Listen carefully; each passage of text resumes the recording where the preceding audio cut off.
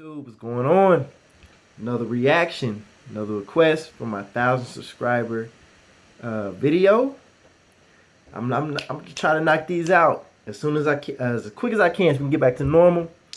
Yeah, this time we got a good reaction I'm excited about from an anime series that has some of my favorite fight scenes that I've seen. And yeah, it's a little different though. Looks like it's a review of Fate Zero actually.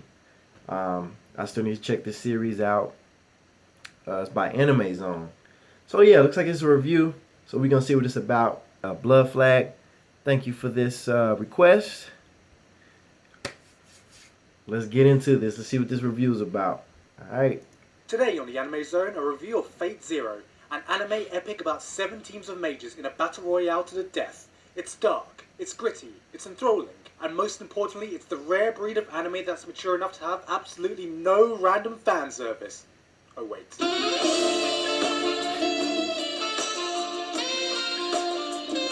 What you do sitting, man? Come on, man.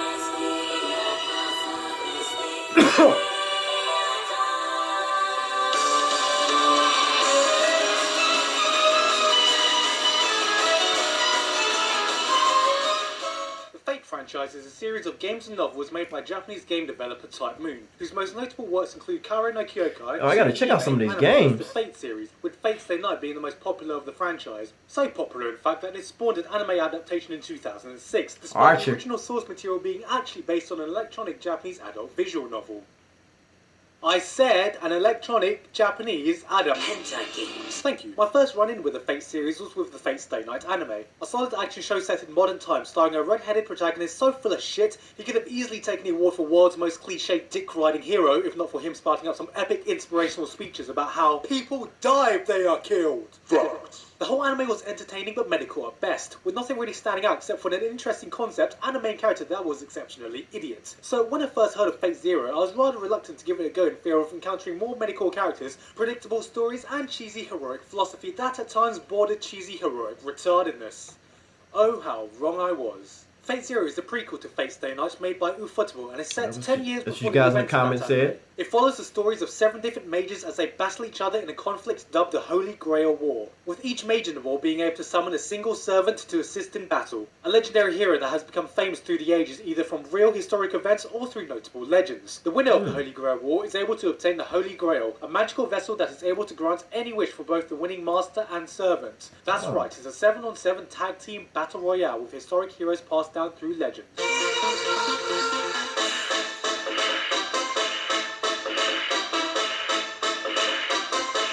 You get the point. The main characters in this anime come in 2 categories. The 7 mages, dubbed the Masters, are 7 people chosen by the Holy Grail to take part in the war, who can range from an assassin, to a priest, to a serial killer, to a pussy. And 7 servants, including such heroic spirits such as King Arthur and Alexander the Great. They are split into classes called Caster, Assassin, Lancer, Berserker, Saber, Rider, Archer, Loner, Stoner, Fucker, Quagmire, Alvin, and Barack Obama, each with their own personalities and special abilities that they can use in battle. Did you get all that? No? Well, if you really want to know what the battles end up like, it basically boils down to something along the lines of this. Look at me! Look at me!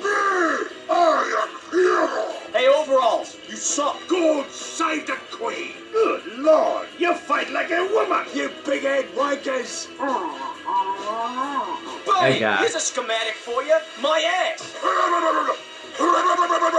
That was an amazing killing spree!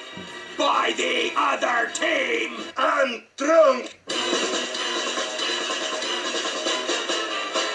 Yes, there are many battles throughout the series, ranging from all-out free-for-alls to one-on-one duels to complex mind games, which all look absolutely fantastic, considering that this series is seemingly made with a budget that can buy Belgium, resulting in near-cinematic quality animation. But Yeah, the one thing that makes the tournament work so well is the lack of an obvious main character, and thus final winner. And that's why I'm avoiding any character descriptions. Okay, characters will die off as people die if they are killed. And some characters get more focused as the story progresses, with this being a battle royale, but on the outset, careful attention is given to each character. Everyone has different agendas, motivations, along with a multitude of tactics to win the war, and the show does well to portray that there is no right way to come out victorious. It becomes less of a clash between good and evil as we are so used to seeing, but more of a clash of ideology, with each character having different ideals, including the masters and their servants. A big theme with the series is the concept of chivalry and what it means to be a hero. Do you become a hero of justice, upholding your codes of honor and fighting for the good of, well, good? Do you take all the bloodshed on your own shoulders as a dark lone wolf and become the hero that Gotham deserves? Or do you simply sit around being an arrogant prick in your glowing gold armor like the world's most glamorous douchebag? Because all the characters are so well written,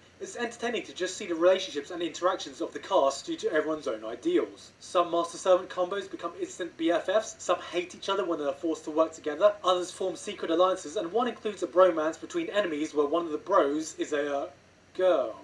Every character is given a purpose and becomes part of an intricate web of relations with every other character that just makes every interaction all the more interesting, not to mention the way they develop over the course of the show. Of course, there are some standout characters in the series, most notably being Ryder, whose charisma steals every moment he's on screen and has more awesome stored in his beard alone than any other character to come out of anime in recent years. His beard alone has experienced more than a lesser man's entire body. Not to devote any of the battle scenes, as the action in Fate Zero is a thrilling spectacle in its own right, and those looking for just some awesome action and fighting will not be disappointed with some of the amazing set pieces in the show. This is having the soundtrack that is great at getting your heart racing, and of course doing an amazing job with giving the entire series a grand scale and epic feel during its high points, which it does by using the oldest trick in the book of adding epic choirs to everything, which is a trick that works so well. You can basically just add the soundtrack to any brawl and it will sound epic.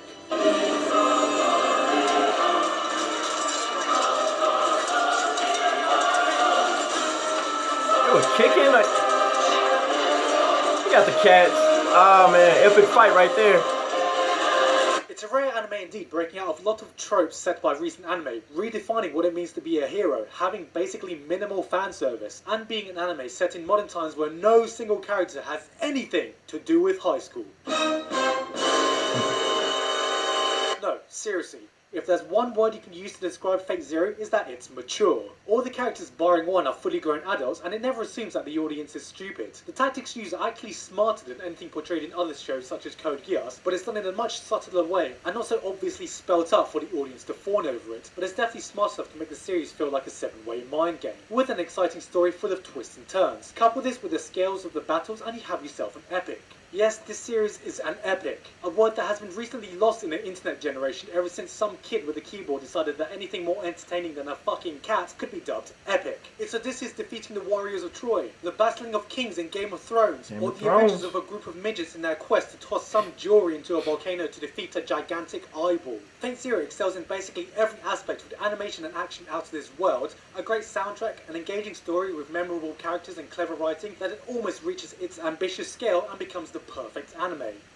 Almost. While the series could have been a complete masterpiece, there is one glaring fault that cannot be overlooked, especially considering everything that it's trying to achieve, and that is the unfortunate shackle to the Fate series itself. The entire world of the Holy Grail War is a complex, deep backdrop with enough rules to make the Death Note look like a colouring book, and it can get quite confusing at times for those not already familiar with the franchise. Each character has enough backstory to warrant a lecture, and because Fate Zero tried to appeal to newbies of the franchise, they took the term storytelling quite literally, as the first episode is a 40-minute long, boring exposition where the series so unsubtly tells you the entire backstory, they might as well have just hired David Attenborough to make a bloody documentary of the war, because it fucking felt like one. And even then it wasn't enough, since there were times in the latter part of the show where I couldn't fully appreciate everything that was happening on screen, because I didn't pay attention in my bloody history lessons, and didn't know the full backstory of some of the servants, which the series assumes that you should know. This shackle unfortunately also transfers to the ending, since the show is forced to set things up for its pre-existing sequel, Fate Stay Night, rather than having an awesome climactic ending of its own, which is a shame because I thought it would actually benefit from being a standalone project.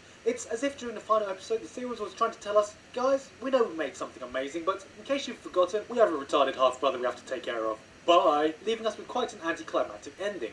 Overall, Fate Zero is not only one of the best anime to come out in recent years, but is one of the most all-round balanced anime I've ever seen. It has such a widespread appeal, I could recommend it to basically anyone, since almost every aspect of it gets top marks, barring the info dump of the first episode and the anticlimactic last episode, which could prevent it from getting a perfect score, but it dances so close to perfection with such an ambitious and difficult series to pull off that I could almost forgive it. It's epic, it's captivating, and it looks amazing. An anime like this is a bloody rarity. Yeah, it does and look really nice. should not be missed. Currently, Fate Zero is only available through imported Blu-rays at a very hefty price, or you can just watch it free on Crunchyroll. You can also go to crunchyroll.com/theanimezone for a free fortnight. Crunchyroll it is. So, what are you waiting for? Go watch it now, otherwise I will see to it that you will get killed so hard you will die to death, because people die if they are killed. True. 9.5 out of 10. That was a good review.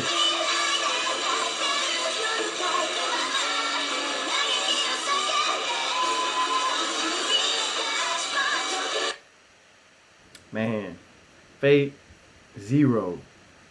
Yeah, between this, Fate Zero, Fate Stay Night, and One Piece, I'm gonna be busy watching animes. Alright, man. Thanks again for that request. Guys, if you like my reaction, go ahead and like it, subscribe. If you didn't like my reaction, go ahead and dislike. Alright, guys. I'm out.